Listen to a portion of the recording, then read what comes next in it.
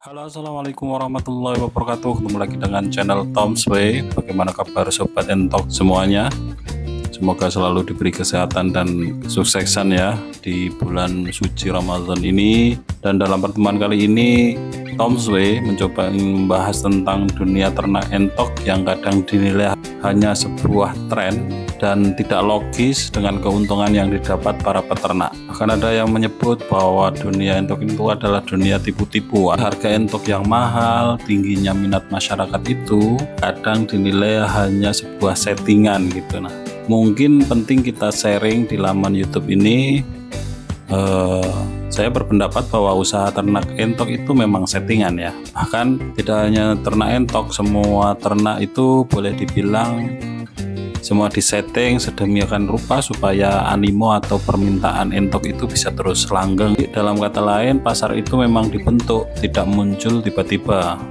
Para peternak entok yang membuat pasar, memperbaiki citra diri entok yang selama ini tidak dianggap ternak yang marginal, tidak layak dipelihara, ini mendapat posisi yang baik di kalangan masyarakat luas. Awalnya hewan ini memang kerap dinilai jorok, boros, dan tidak memiliki nilai ekonomi. Itu kemudian menemukan nilai tawar yang baik untuk dikembangkan sebagai usaha pokok atau sampingan.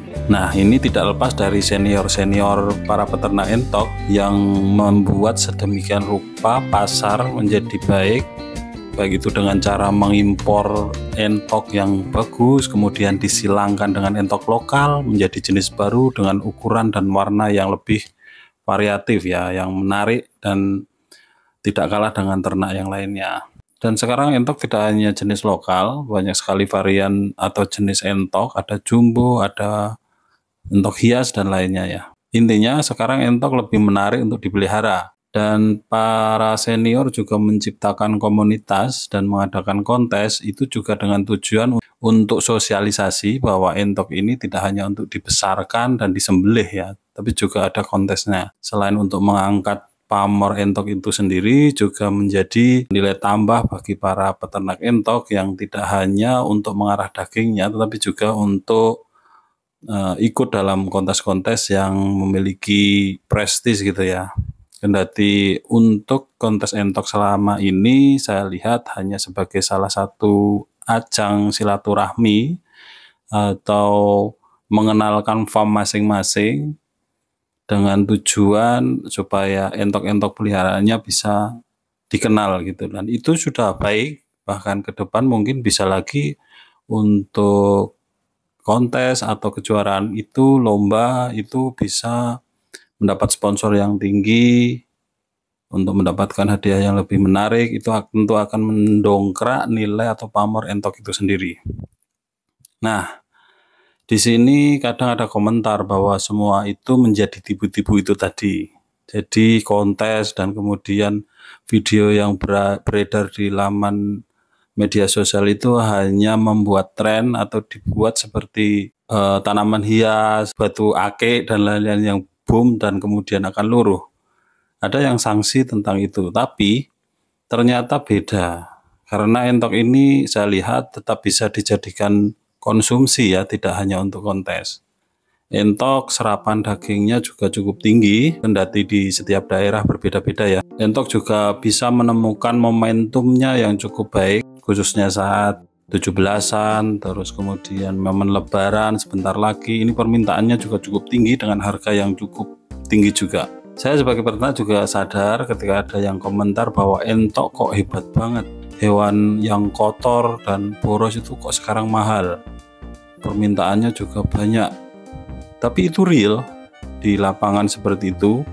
Artinya nilai ekonomi entok ini sudah cukup tinggi dan tidak bisa lagi dilihat sebelah mata ya.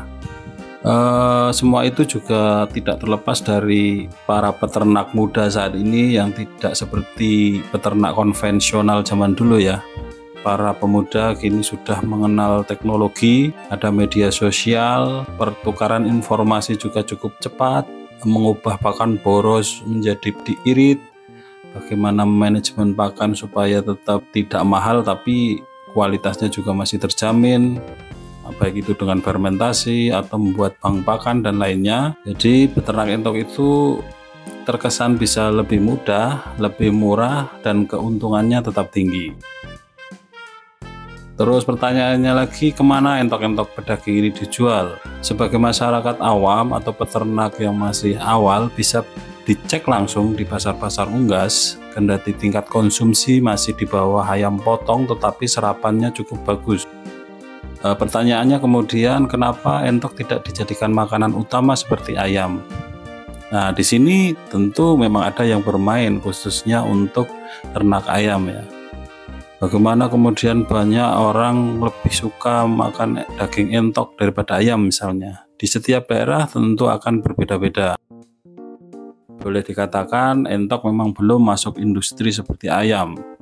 Namun salah satu kelebihan dari entok sendiri, entok masih bisa digunakan pakan alternatif kendati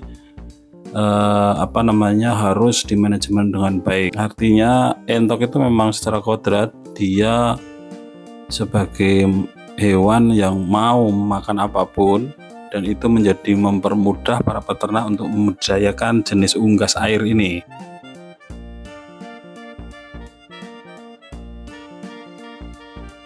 Kemudian untuk jenis olahan daging juga cukup bermacam-macam sebetulnya untuk entok, dan itu juga bisa menjadi peluang bagi para peternak, dan itu memang harus dipikirkan melakukan hilirisasi produk ya, tidak hanya menjual produk entok mentah tapi juga sudah dengan olahan, dan itu memang harus dirintis, kendati usaha kuliner itu tidak semudah membalikkan tangan ya. Tetapi hilirisasi ini memang perlu dilakukan oleh para teman peternak yang bisa mengembangkan usaha itu tentunya ya, seiring serapan pasar yang semakin tinggi. Kota-kota besar seperti Jakarta, Surabaya, Jogja juga sudah banyak dan marak olahan daging entok ini. Ada opor entok dan lain-lainnya, ada rica-rica entok, dan permintaan entok sendiri mereka bisa mencari ke daerah Purworejo dan sebagainya. Artinya pangsa pasar atau peluang ternak entok itu masih cukup terbuka luas dan sangat tinggi ya. Pertanyaan berikutnya, stabilkah usaha entok? Jadi umpamanya seorang peternak bisa memelihara 100 atau 1000 entok, bisakah terserap pasar? Setiap daerah memang berbeda-beda ya. Intinya jangan terlalu bernafsu mengejar keuntungan saja, dan itu tidak bisa. Kalau gagal nanti tentu akan menjadi antipati untuk mengawali lagi. Harus pelan dan berproses. Semua peternakan saya rasa juga sama, tidak hanya entok. Jadi petakan potensi di wilayah masing-masing, boleh melakukan survei dulu di pasar, buat pasarnya, baru kemudian mulai memproduksi atau beternak entok dengan pasar yang sudah jadi gitu ya. Kuncinya jangan terburu nafsu, memburu keuntungan, memelihara langsung ratusan atau bahkan ribuan tapi kesulitan atau terkendala untuk menjual.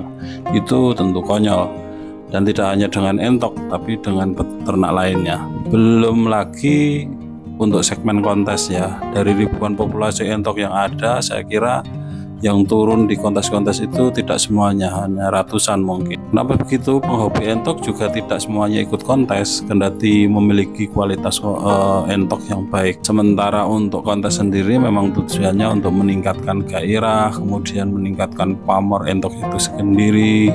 Dan di saat ini kontes itu sifatnya hanya untuk silaturahmi, mengenalkan farm, tapi itu minimal juga sudah bisa menaikkan nilai dari peternakan masing-masing. Dan terbukti harga entok yang dulunya hanya 50 sampai 60 ribu per ekor untuk betina, sekarang juga sudah mulai ada yang tembus 100 ribu lebih, bahkan untuk basong bisa sampai 200 ribu, dan itu di momen-momen ya, tentu momen-momen tertentu itu juga harus dihitung ya sebagai sebuah peluang atau potensi.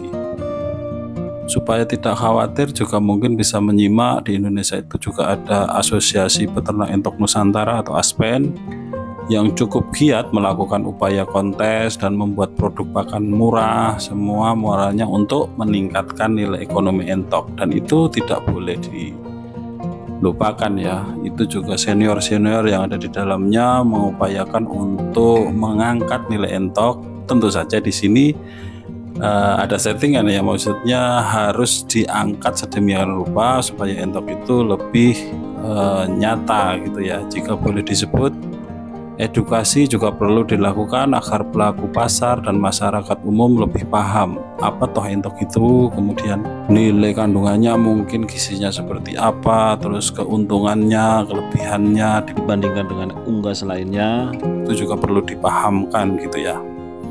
Jadi tidak kaget kok ada entok harganya segini, kemudian kok besar seperti itu, bagaimana cara memeliharanya dan bagaimana mendapatkan indukannya. Informasi dimanapun itu perlu disimak, kemudian untuk belajar dan menguatkan niat supaya lebih kuat ketika ingin membudidayakan entok ini.